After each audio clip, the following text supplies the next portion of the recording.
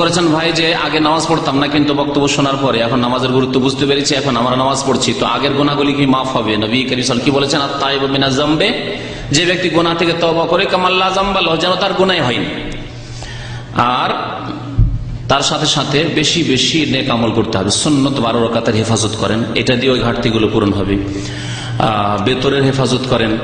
এছাড়া যদি আপনি তাহাজ্জুদ পড়তে পারেন বা কিছু নামাজ রাত্রে পড়তে পারেন, মাঝে মাঝেও পারেন, তাহলে এগুলির এই ঘাটতি পূরণ হবে। যেমন হাদিসে রয়েছে, কাল কিয়ামতে আল্লাহ বলবেন যে এই বান্দার তো নামাজে ঘাটতি আছে, তো দেখো তার হালমিন তাতাও কোন নফল সুন্নত নামাজ তাহাজ্জুদ নামাজ আছে কিনা।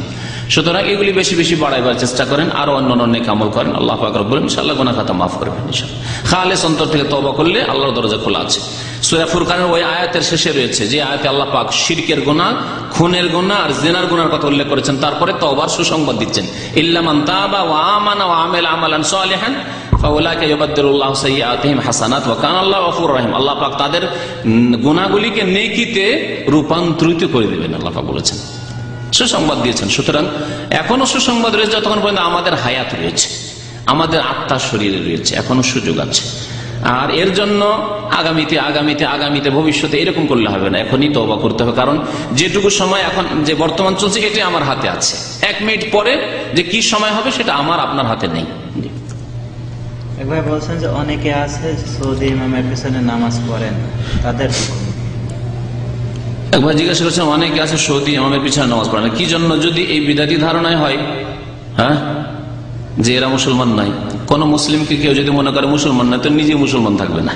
নবী করিম সাল্লাল্লাহু আলাইহি ওয়াসাল্লাম বলেছেন, কেউ যদি কোনো মুসলিমকে বলে যে তুমি মুসলমান নাও কাফের, তাহলে দুইজনের একজন কাফের অবশ্যই হবে। ফাকাদ বাআ বিহি আহাদুহুমা, দুইজনের এক অবশ্যই কাফের হবে। সুতরাং মুসলিমকে সবসময় কথা বললে চিন্তা করে দলিল সহ কথা বলেন। আপনি শিরকি ডুবে আছেন কবর মাজারে, আর আপনার সংশোধনের জন্য বলছেন, নিজে মুশরিকে আছেন, অন্যকে আপনি কাফের করবেন। শুক্রবার জুম্মার নামাজ পড়তে না পারলে কি জুম্মার নামাজই পড়বো না জোহরের নামাজ? জুমার নামাজ যদি কেউ না পড়তে পারে, জিজ্ঞাসা করেছেন, তাহলে জোহর পড়তে হবে।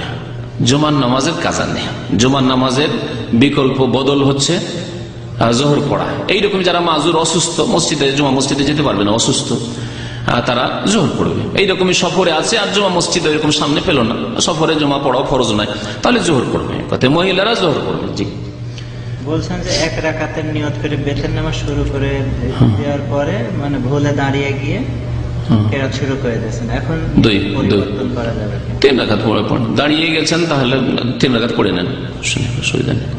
1 রাকাতও বেতর পড়া যায়, 1 রাকাতে নিয়ত করেছিলেন, তারপরে 2 রাকাতের বেলা উঠে গেছেন, তাহলে 3 রাকাত পুরা করে নেন। সময়ের অভাবে তাহাজ্জুদ নামাজ 4 রাকাত পড়লে চলবে। রাত্রের নামাজ 2 রাকাত পড়ে সালাম ফিরতে পারেন, 2 রাকাত করে সালাম ফিরে যতটা আপনি পারেন। আজানের আগে যতটা হইলো 2 রাকাত হলো 4 হইলো।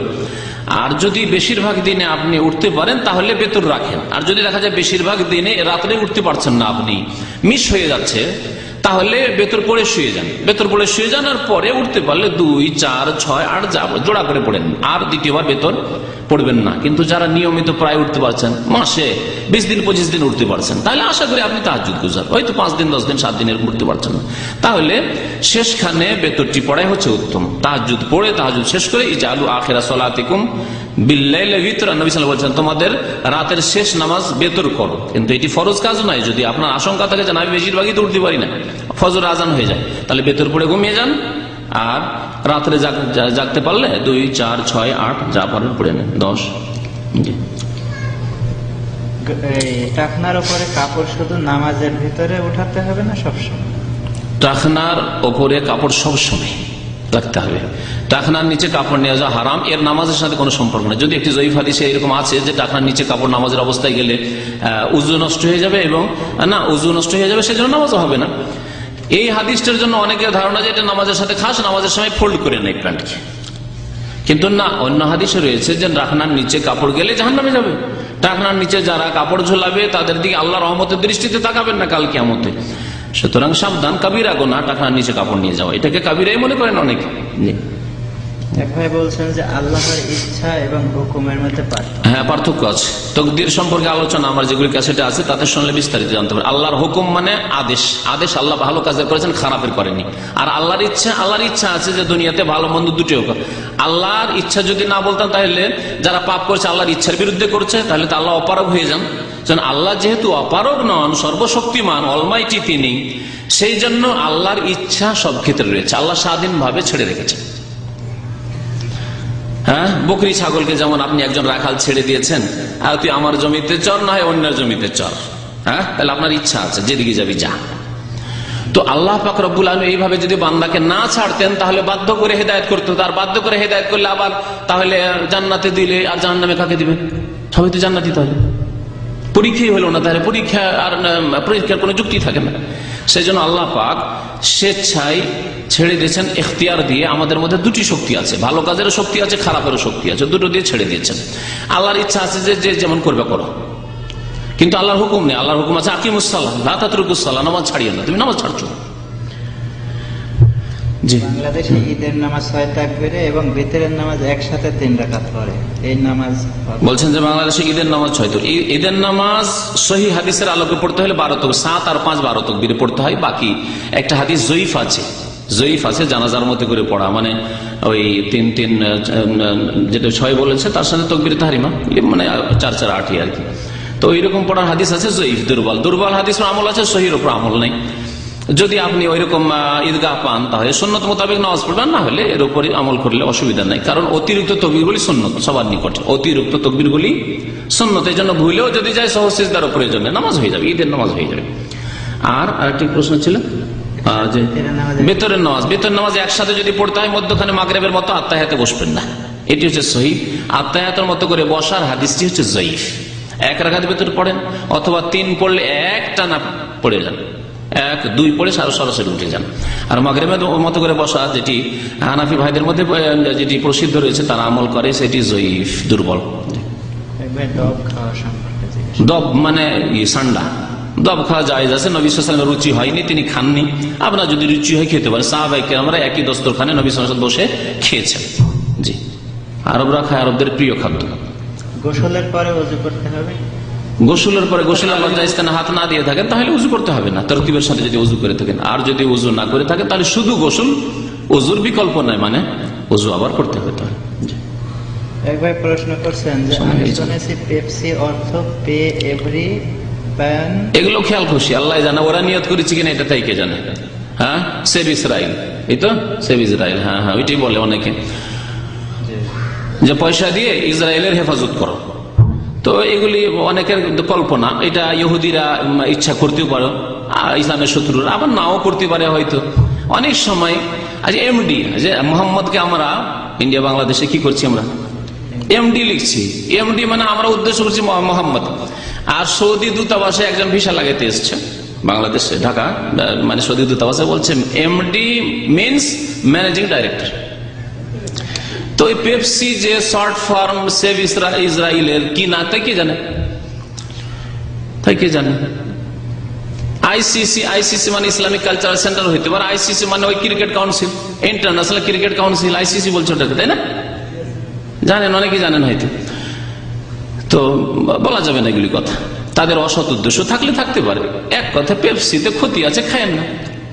অথবা এগুলি আসছে ওই সব দেশ থেকে, আপনার দেশ থেকে কি যে আসছে, পেপসিন যেটা বলা হচ্ছে শুকুরের নাভি থেকে বা কিছু থেকে, তো আল্লাহ জানে, নাড়ি থেকে। সুতরাং এগুলি খেয়ে না, আমি খাই না পেপসি। বিশেষ করে যেদিন থেকে শুনেছি যে ওই শুকুরের নাড়ি থেকে ওই পেপসিন ওটা তৈরি হয়, আর ওটা আসছে পাউডারের আকারে আসছে, সেদিন থেকে আমি খাই না। অনেক দিন থেকে জীবনে আমি পেপসি খাই না, হয়তো 10-15 বছর থেকে। জি, এমন কোন কিতাব আছে কি 4 মাযহাবের ভুলগুলো একসাথে সেই কিতাবে করা আছে? এগুলোর জন্য শুক্রবারের আলোচনায় আসবেন, যে 4 মাযহাবে যেগুলো দুর্বল হাদিস আছে। অত কি সহজে আপনি সব জেনে নেবেন? ধীরে ধীরে আপনার যেগুলি ভুল আছে সংশোধন করে নিলে হল। নামাজ, বিশেষ করে নামাজের শুরু থেকে শেষ পর্যন্ত ভুলগুলি সংশোধন করলে হল। ওই রকমই রোজার ক্ষেত্রে অল্প ভুল আছে, জাকাতের ক্ষেত্রে কিছু ভুল মাসলা আছে ইত্যাদি, হজের ক্ষেত্রে ভুল মাসলা আছে। এক একটা মাসলা এগুলি জানলেই তো হইল। সুরমা পুরুষ মহিলা কি সবাই ব্যবহার করতে পারে? সুরমা পুরুষ মহিলা সবাই ব্যবহার করতে পারে, অসুবিধা নেই। কিন্তু মহিলারা ব্যবহার করলে পর্দার মধ্যে তারা থাকবে, তাদের চেহারাই তো পর্দা, সুতরাং তার উপরে উপরন্ত জিনত সুরমা হবে, তার পর্দা করবে। জি, একবার বলছেন যে আমার মুদির শিয়া, সে নামাজও পড়ে না আর প্রতিদিন সকালে নাস্তা করে, তাকেও দেয়, নাস্তা খাওয়া ঠিক হবে কিনা? বলছে যে আমার মুদির শিয়া আর নামাজ পড়ে না, সে আমাকে নাস্তা করতে দেয়, অসুবিধা নেই। কাফের ধন সম্পদ যত খেতে পারেন খান, হ্যাঁ, অসুবিধা নেই তো। হ্যাঁ, সব রকম অসুবিধা নেই। সাদা বা সুরমা কিসের, না অসুবিধা নেই, অসুবিধা নেই। নবী সাল্লাল্লাহু আলাইহি ওয়াসাল্লাম সুরমা লাগাতেন, সাদা সুরমা লাগাতেন, এর কথা তো নাই। সুরমা মানে কালো হয়। ইসলামী ব্যাংকে যে সুদে লোন দেন তার সুদ কেউ যদি খেতে দেয়, এক কথায় কেউ যদি খেতে দেয় তো খেতে পারেন। হারাম পয়সা কেমন করে? ও বেনামাজি পয়সা, তার হারাম নাই। থাইল্যান্ডে খেলে, হ্যাঁ, যদি জানেন যে হারাম উপার্জন থেকে দিচ্ছে, থাইল্যান্ডে খেলেছে সেজন্য খেতে তার খুশিতে, তাহলে জায়েজ নয়। হ্যাঁ, হারাম জিনিস খাওয়া জায়েজ নাই। ওটা একটা সৎ লোক দিল, ভালো মানুষ দিলেও খাওয়া যাবে না। আর খারাপ মানুষ দিক ভালো মানুষ দিক যদি খেতে দেয় তো খান। হ্যাঁ, দাওয়াত বন্ধুত্ব এর মাধ্যমে তৈরি হবে। ইনভাইট করেছে আপনাকে বেনামাজি ফাসেক, তাহলে দাওয়াতকে অ্যাভয়েড করেন, কারণ দাওয়াত খেলে মিত্রতা জন্মাবে, মিত্রতা হারাম তাদের সাথে। জি, ইসলামী ব্যাংকে যে সুদে লোন দেয়, সুদ নাকি তারা সাধারণ অ্যাকাউন্টকারীদের এতে জমা হয় না, এই কাজটি তারা জনকল্যাণমূলক কাজে এগুলো ব্যয় করে। যাই হোক, ইসলামী ব্যাংকে তারা বলছে আমরা ইসলামিক সিস্টেমে আমাদের অর্থনীতি চলছে, সুতরাং ইসলামী ব্যাংকের সাথে আদান প্রদান জায়েজ। তাদের কিছু ভেজাল আছে, সেই ভেজাল নিয়ে আপনাকে পেশান হওয়ার কোনো দরকার নেই। হ্যাঁ, ওরা বলছে কিছু ক্ষেত্রে আমরা পারছি না, ওরা বুঝবে সেটা। ইসলামী ব্যাংক বলছে যে আপনার মোজারাবা করে আমি লাভ অংশ দিচ্ছি, আপনার জন্য জায়েজ আছে। এবং নাই মামাতে কানা মামা ভালো। ইসলামী ব্যাংকে কানা মামায় যদি ধরেন, আর সুদী ব্যাংক হচ্ছে নাই মামা, মানে সুদী ব্যাংকের সাথে আদান প্রদান করা জায়েজই নয়।